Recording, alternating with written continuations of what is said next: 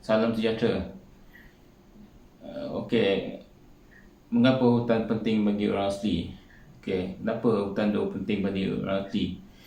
Pertamanya untuk kayu lah. Orang asli gunakan kayu untuk peralatan, untuk herba, akar kayu, kulit kayu, mengekalkan ekosistem seperti tanah, air dan udara, sumber pencarian iaitu kayu wangi, rotan, dama, akar kayu dan buluh. Dari sumber makanan pula, buah-buahan, haiwan, ulam-ulaman, cendawan. Itu antara salah satu kepentingan hutan lah bagi orang asli.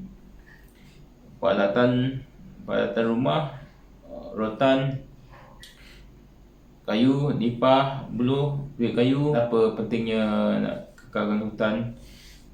Nak elakkan tanah runtuh, batu lumpur, banjir lumpur, runtuhan batu, sumber air seperti paya, sungai. Apa orang asli membantah? Kenapa orang asli membantah pembalakan? Ya, terutama untuk ni lah, hasil-hasil hutan seperti durian hasil tanaman nenek moyang mereka.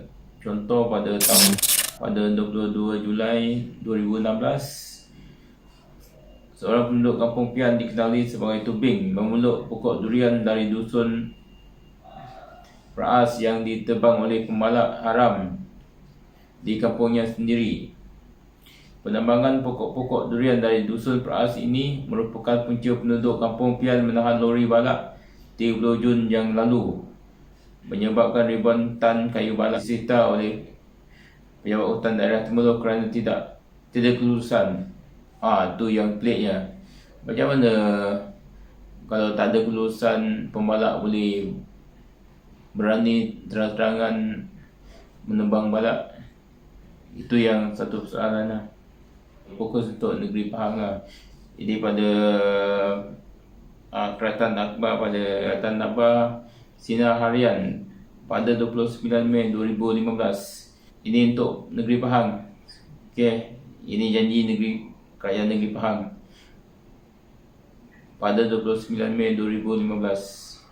Kerajaan negeri akan terus memberi tumpuan terhadap isu alam sekitar bagi memastikan pencemaran yang diakibatkan oleh sektor pembalakan dan perlumbungan tidak terus membelenggu rakyat di negeri Pahang.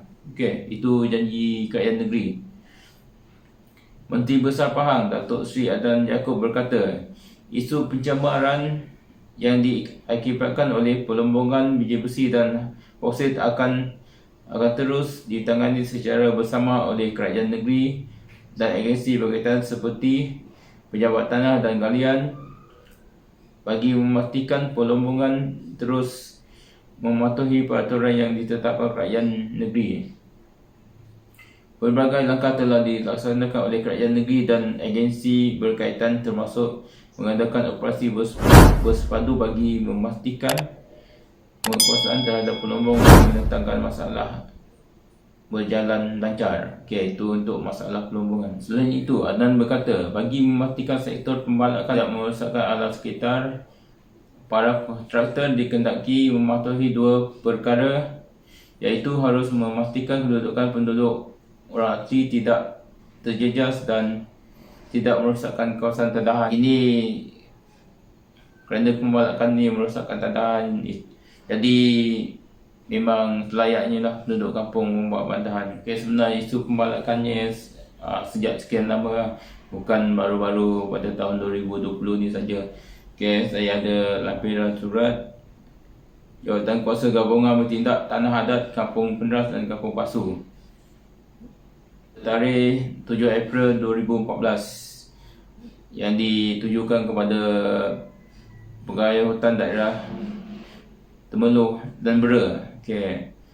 Dialog khas isu pembalakan antara pejabat hutan daerah Temerloh bersama penduduk Kampung Pasu dan Kampung Penderas. Perkara di atas adalah dirujuk merujuk pada nota diberikan oleh Pejabat Hutan bertarikh 4 April 2014 telah memanggil Ramli bin Harun, Islan Kok, Muzaffar Sik Zaman Batin Penras, Pandi Yunus dan Batin Kampung Pasu, Rahman Chang ke Pejabat Hutan Pulau Krau jam 8 pagi pada 7 April 2014.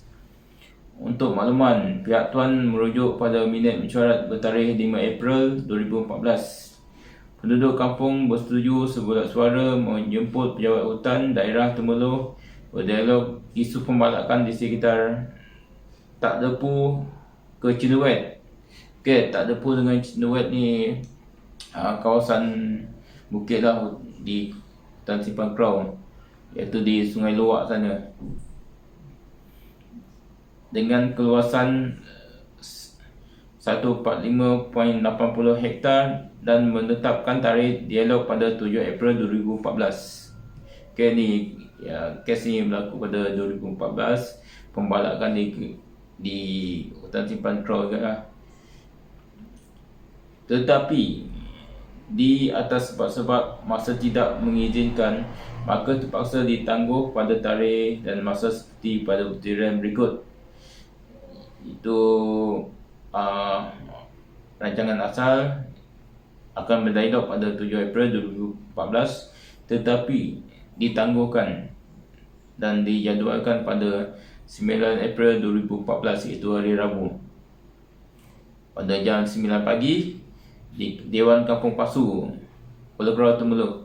Sehubungan itu, Tuan diharap tidak menguzurkan diri untuk hadir ke perbincangan tersebut. Kerjasama daripada Tuan didahulukan dengan terima kasih. Okey, ini surat daripada Jabatan Kuasa Gabungan Bertindak Tanah Adat Kampung Pasu dan Pendas. Ini ringkasan berita pada 23 Julai 2016 dari Astro Awani. Ini Astro Khabar lah. Ini okey. Sumber air orang asli tercemar akibat pembalakan. Ekoran aktiviti pembalakan haram di Hutan Simpan Kuala Krau Temerloh, beberapa perkampungan orang asli kini berdepan masalah air. Okey, yang ni kes ni berlaku di Kampung Pian dan Kampung Tebul.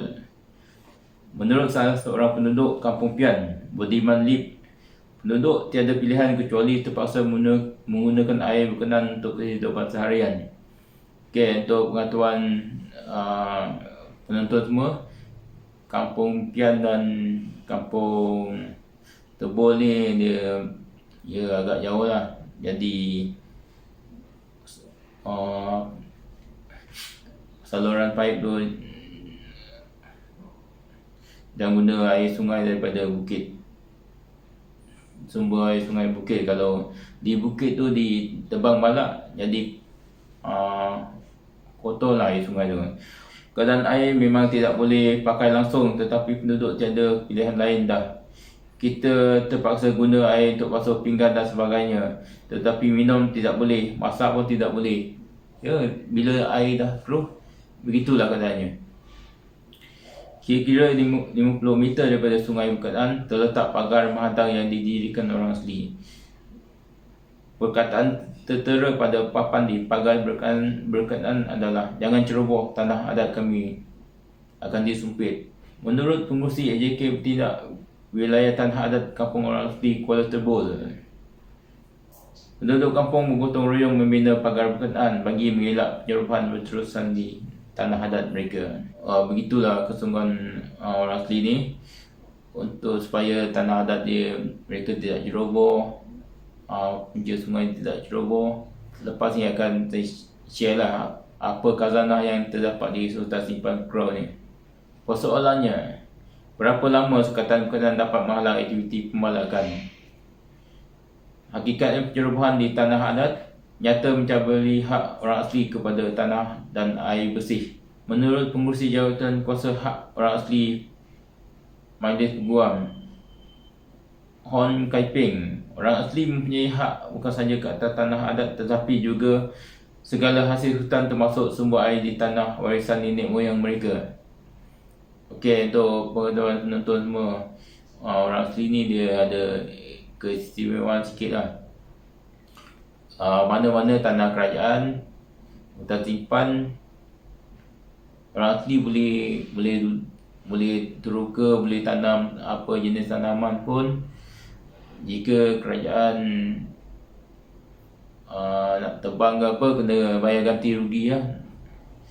Kecuali tanah tu milik perseorangan, jadi itu satu kesalahan lah.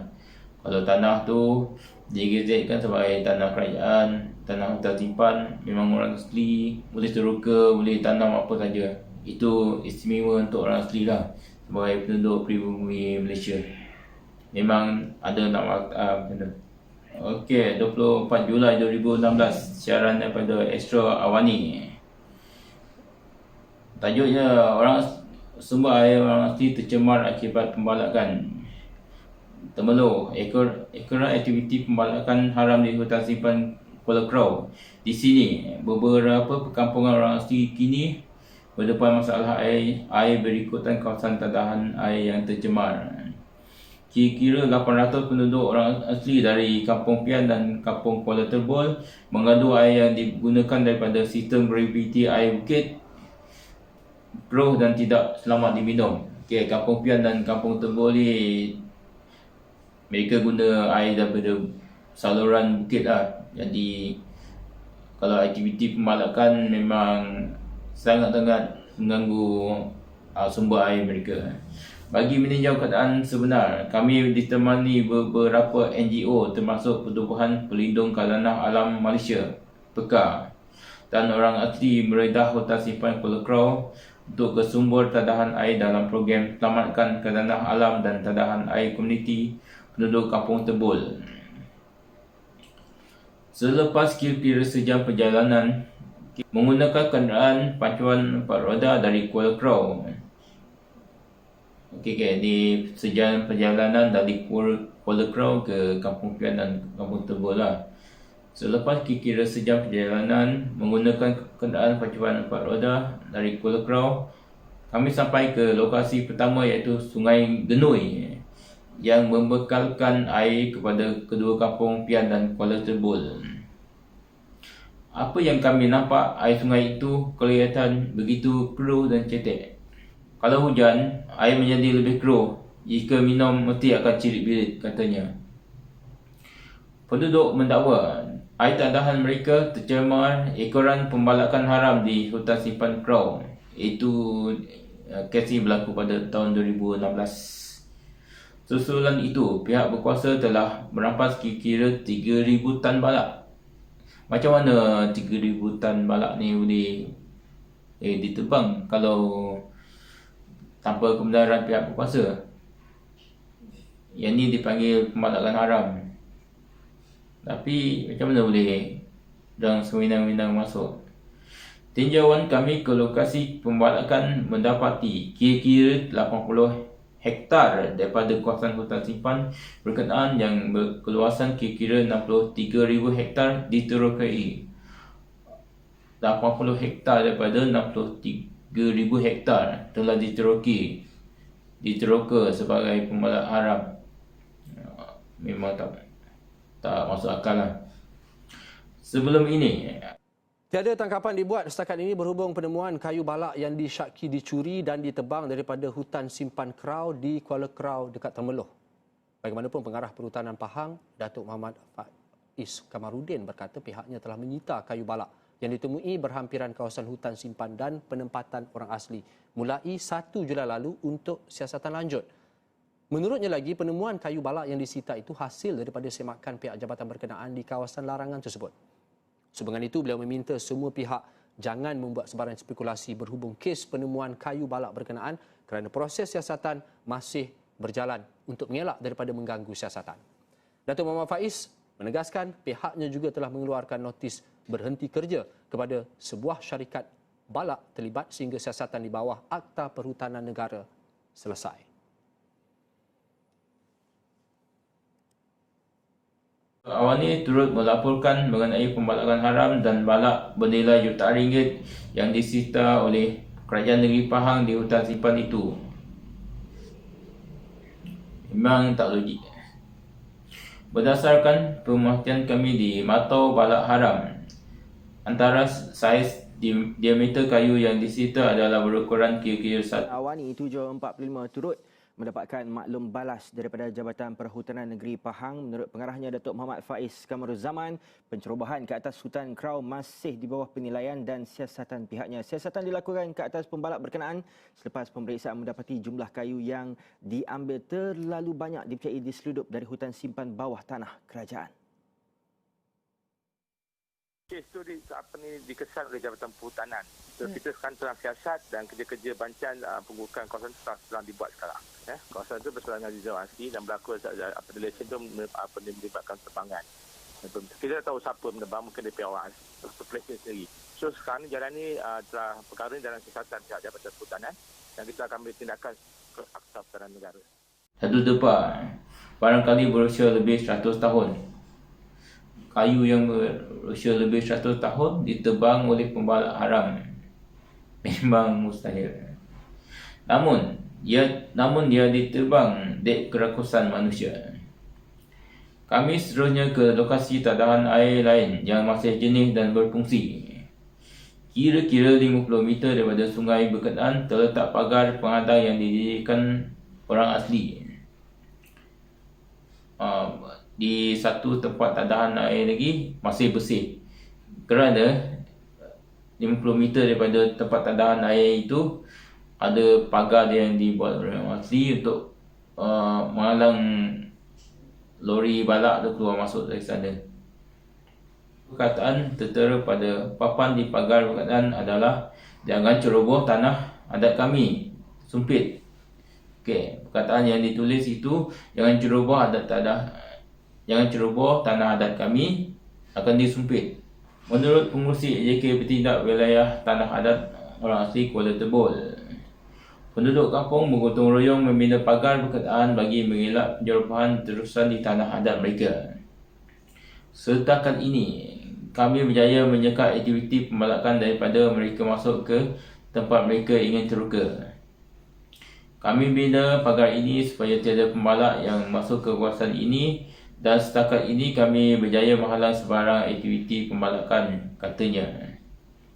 Persoalannya, berapa lama sekatan berkenaan dapat menghalang aktiviti pembalakan? Hakikatnya, penyerobohan di tanah adat nyata mencabuli hak orang asli kepada tanah dan air bersih. Menurut pengurusi Jawatan Kuasa Hak Orang Asli Majlis Peguam, Hon Kai Peng, orang asli mempunyai hak bukan sahaja ke atas tanah adat tetapi juga segala hasil hutan termasuk sumber air di tanah warisan nenek moyang mereka. Itu antara hak orang asli. Majlis Peguam berpendapat Majlis Peguam berpendapat hak orang asli mempunyai hak di bawah Perlembagaan Pasal 8 untuk hidup termasuk sumber-sumber hutan dan air juga, katanya. Ujarnya lagi, penduduk orang asli boleh membawa perkara itu ke mahkamah bagi mempertahankan hak mereka itu. Ini merupakan tanah adat mereka. Jadi memang tanah mereka sendiri. Mahkamah sebelum ini telah nampak dalam kes-kes terdahulu bahawa memang mereka mempunyai hak ke atas tanah itu. Bukan hanya sebagai hasil atas tanah termasuk air, katanya, ketika turut meninjau lokasi tadahan air. Penyelidik Lapangan Sahabat Alam Malaysia, SAM, mendakwa aktiviti pembalakan bukan hanya menjejaskan ekosistem hutan simpan Kuala Krau, tetapi juga kawasan Reserve Hutan Hidupan Liar. Berdasarkan tinjauan yang dilakukan, pembalakan haram di hutan simpan Kuala Krau telah memasuki kawasan Reserve Hidupan Liar Krau. Itu kawasan reserve tambahan untuk hidupan liar yang terletak bersepadan dengan hutan simpan berkenaan. Anggaran keluasan yang dibalak secara haram ialah kira-kira 80 hektar. 80 hektar dibalak secara haram. Macam mana boleh masuk sebenarnya macam tu? Pemerhatian mendapati wujud kelemahan pemantauan daripada pihak berkuasa yang berkenaan, katanya. Sama ada pembalakan haram atau tidak, Pengurusi PK Pahang, Khairul Rahman, melihat kawasan tadahan air perlu dipelihara bagi menjamin kesejahteraan penduduk. Okey, sama ada pembalakan tu haram atau halal, kawasan tadahan air kena dijagalah, jangan ditercemar. Di pihak PK, kami minta mana-mana kawasan yang ada tadahan air penduduk jangan disentuh langsung. Biarpun tidak diwartakan, dia perlu dikekalkan sebagai tadahan air semula jadi, katanya. Bagi orang asli, mereka membantah pembalakan di hutan simpan kerana inilah satu-satunya sumber tadahan air mereka. Harapan mereka adalah supaya kawasan tadahan sedia ada dipelihara demi masa depan anak cucu mereka. Orang asli tidak menikmati hak. Kita difahamkan pada tahun 2000, jumlah orang asli hanya sekitar 150,000 dan kini sekitar 170,000 orang, iaitu tidak lebih 0.6% warga negara Malaysia.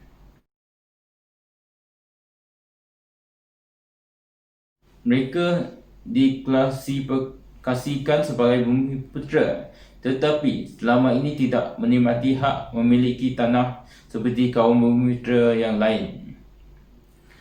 Hanya 12% daripada 869 kawasan penempatan orang asli diwartakan sebagai kawasan rizal orang asli pada masa ini. Pada masa itulah berita harian pada 26 Oktober 2016. Mana-mana kawasan penempatan yang belum diwartakan sentiasa dalam bahaya kerana kerajaan negeri boleh beri lesen pembalakan di situ, menjadikannya satu perkampungan baharu atau memberi bilik kawasan itu untuk maksud pembangunan atau pertanian. Okey, yang mana-mana kawasan hutan yang tidak diwartakan, kerajaan negeri boleh beri lesen pembalakan di situ. Jadi bahayalah. Dan boleh menjadikan satu perkampungan atau kawasan yang baru, memberi bilik kawasan itu untuk maksud pembangunan atau pertanian. Akta Orang Asli 1954. Satu Undang-Undang Pra-Merdeka mempunyai objektif khusus dan sempit. Antaranya, melindungi masyarakat ini daripada dipengaruhi penganas komunis. Akta ini buat anggapan yang kini dipersoalkan bahawa masyarakat orang asli tidak mampu mentadbir diri dan memerlukan perlindungan pihak berkuasa untuk memelihara kepentingan dan kebajikan mereka. Mengenai hak orang asli pada tanah, ada pihak menyifatkan status mereka tidak lebih daripada tenant at will atau dalam bahasa Melayu penyewa yang boleh diusir pada bila-bila masa. Di bawah sistem torrens negara ini yang diamalkan sejak 1890-an, hak milik seorang itu pada tanah hanya wujud dan tidak boleh disangkal selepas namanya didaftarkan dalam surat cara hak milik tanah. Maksudnya, seseorang itu menjadi pemilik tanah itu jika dia ada grant. Dalam bahasa pasar, boleh kita simpulkan bahawa sistem torrens dinikmati semua orang kecuali masyarakat orang asli. Memandangkan zaman sudah berubah dan pasca merdeka, perkara 8 Perlembagaan menjamin hak kesamarataan. Diskriminasi yang diwujudkan oleh Akta 1954 ini tidak sewajarnya berterusan. Dengan lain perkataan, Akta Orang Asli 1954 boleh disifatkan sebagai bertentangan dengan perlembagaan. Pada tahun 2016, 3 undang-undang hartanah utama kita sudah dipinda dan ditambah baik, iaitu Kanun Tanah Negara 1965, Akta Pengambilan Tanah 1960 dan Akta Hak Milik Strata 1985. 2 undang-undang hartanah lain, iaitu Tanah Rizab Melayu dan Orang Asli, semacam terlepas pandang atau dipikirkan. Kenapa?